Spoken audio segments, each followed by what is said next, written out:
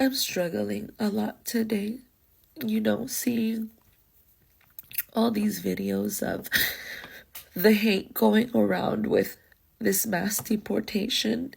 And it hurts my heart because, you voted for who you voted for. But why so much hate?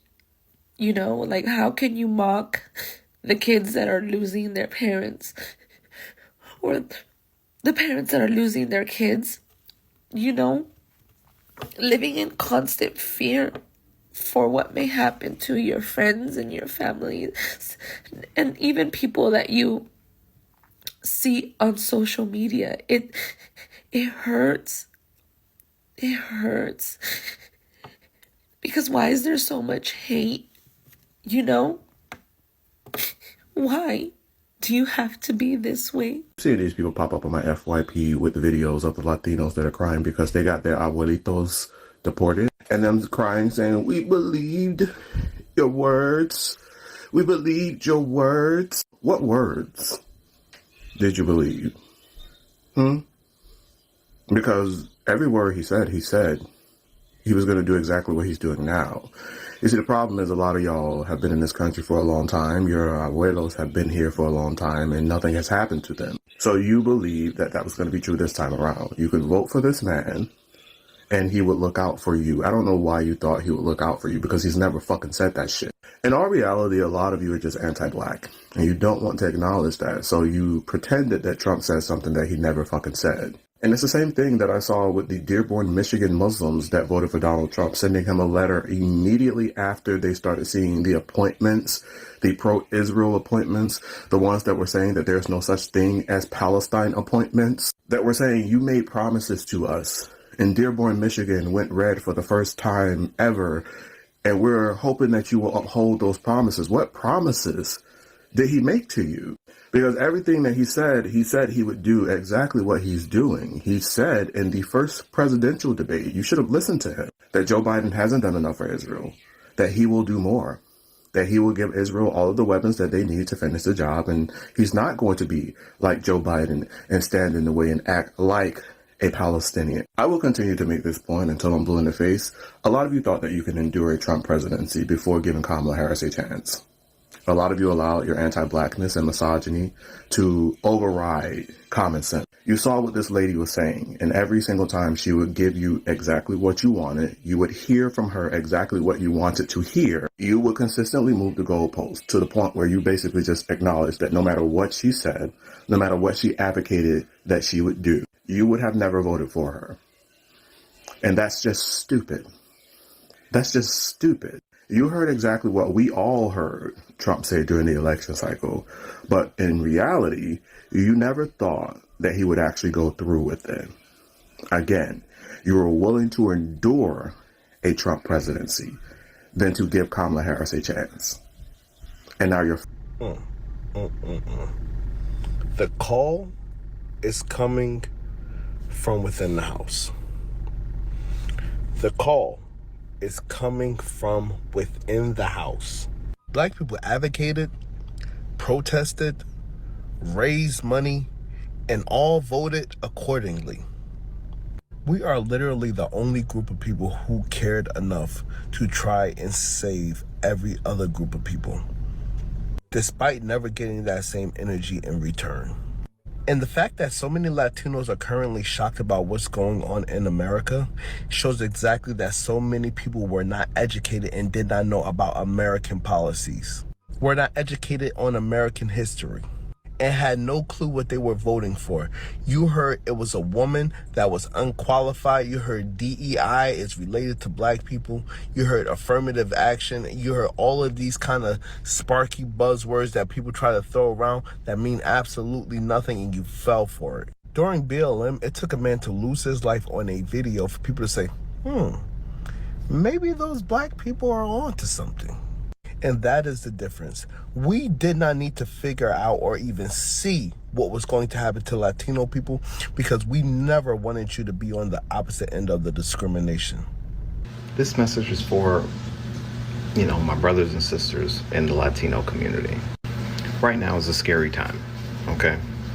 And I understand that a lot of you are feeling the pressure to be in a situation where you literally don't know if you can go to work, if you can send your kids to school, if you can go to the grocery store without being snatched up by law enforcement and having everything that you know and love taken away from you is not an easy way to live. And because you're feeling that pressure, you don't really know where to turn. So instinctively, you have decided to put your frustrations onto the Black community. Now, this is not all of you. We understand that. We understand this is a small number. We understand this is probably the ones who are the most scared by what's going on right now. But the reason you are feeling like you need to be frustrated with us has everything to do with what you were taught to hate in this country. You see, the very people who are snatching you up out of these schools, these hospitals, these churches, your places of work, are also the ones who have been telling you for a long, long time that your biggest obstacle is the Black community. And the reason why a good number of you bought into it is because, wow, your community does have a very rich history here in this country. You were made to believe that if things ever went south, if things ever started to look the way they look right now, we would be the ones in trouble and you would be safe. It's funny, I saw the young lady who posted the video saying that, Latinos were there for Black people during the BLM movement, and she's wondering why we are not having your back now. But that is definitely revisionist history. And take it from somebody who was very active in those protests back in 2020. I lived in Chicago, and we protested in just about every neighborhood in that city, even some Latino communities. And I don't want to make this a big story, but in the Latino community, we were actually jumped. We were actually assaulted by people who lived there because they did not like that we were there trying to preach the message we were preaching.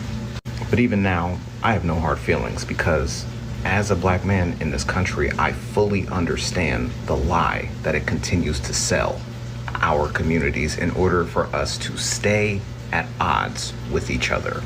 And I was always taught to fight for what is right, even if people don't appreciate it. So I don't hold any ill will towards you. I don't hold any ill will towards the people who are feeling upset with us right now. But what I will say to you, as a small piece of advice, some lessons really need to be learned the hard way. And we are still here for you. Trust me, we are still here, but some lessons need to be learned the hard way. You see, some communities need to understand. They need to understand firsthand how scary and how evil this country can be. For so many years, decades even, so many other ethnic groups, so many other racial backgrounds came into this community and tried to brush off the warning signs that the Black community would give them over and over and over again. But now you can't ignore the fact that this is the reality of America. And they have no love for anybody that is not a straight, white, Christian male. And even though they spent all this time trying to get you all to align with them, they spent decade upon decade trying to tell you that aligning with them would allow for your life to be better in this country.